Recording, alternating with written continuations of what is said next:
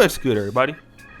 It's your boy, O'Shea Duke Jackson, back at it again with another episode of The Celebrity Junk.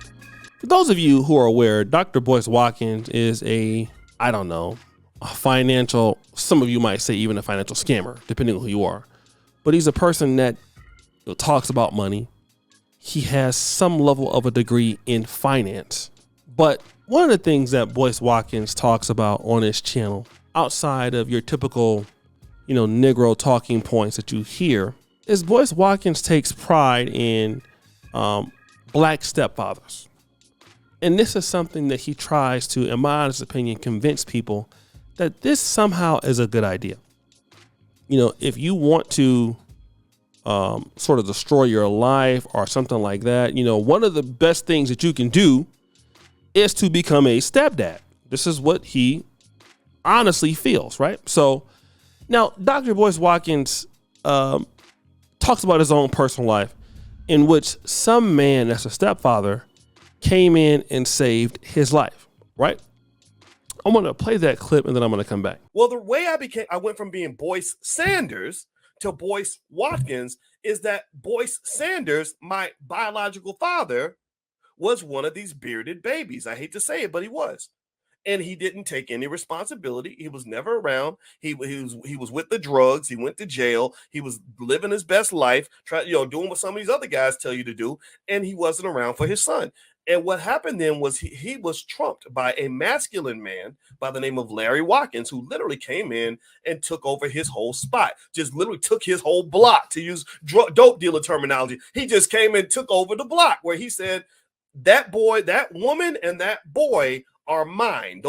That's my responsibility. And from the age of 3, this was the only father I knew. So again, as this masculine male came and conquered his territory, conquered the territory of Boyce Sanders, and they had a confrontation. They got to a point where Boyce was trying to sort of come in and out, kind of do the little thing where you're going to show up for the sex, but not really show up for the responsibility. Y'all know what I'm talking about. The bearded babies love to do this, right? My father sat there with a shotgun in the passenger seat and said, "This is mine. You don't come around here anymore." Now, I want you guys to hear, what he's talking about. You keep hearing some phrases like, this is my territory. That man and that woman is mine. When the real father came back, the guy had a shotgun and he was like, no, you're going to leave and get out. That might have been how things used to be. But oh boy, Dr. Boyce, I'm here to tell you shit has changed. Okay? Because let me tell you what some of the real truth is with some of the stepdad stuff. And that is this. People typically do not have respect. And I'm talking about in Black America. In my honest opinion, people do not have that much respect for people who step in and do a job that somebody shouldn't do. It's almost like giving money to a person who didn't work for it. Will they respect it? Probably not. What reason should they respect it? It doesn't make sense, right? Of course it doesn't make sense. You want to know why? Because it's silly. That's why.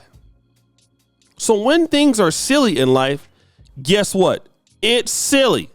Point blank, period. Silly is silly does. It doesn't make sense. For the average guy out there who's thinking about taking care of himself, want to know one of the worst decisions you can make for yourself personally, financially, is to go ahead and say, you know what? That woman with the kid is mine. I'm going to jump in and take care of her. And the economy like this. Not saying it's not a good thing. And to be fair, hey, we do need some guys that might do that in the community. But is it a good decision? Not really. On average, you don't have very much you can gain from that. Now, if it's your wife and it's your kid, sure. But to say I'm going to go out there and just claim this person and their minds and all of this, then my question needs to be, as an individual, I see what the other person gets from it. What would you get from it? Okay. Now, I can see if you're a man and maybe you want to live that polygamy lifestyle, something like that. You already have one wife or two wives and you're taking in this other third person, and you're trying to build some kind of family or whatever. I don't even know how those things work.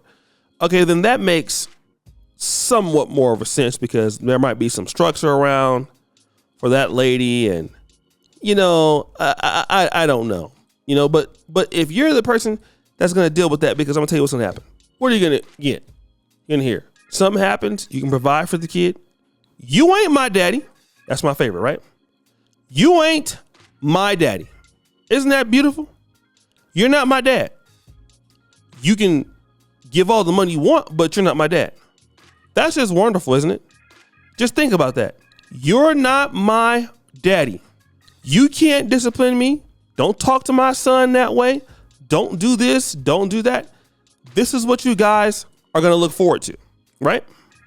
You're going to look forward to that each and every day, each and every time. You're going to look forward to that. No doubt about it. All right? You're going to look forward to that. You're going to be looking silly as hell. You're going to be spending money, and then once it ends, which we know, typically it does, you've lost contact with the child now.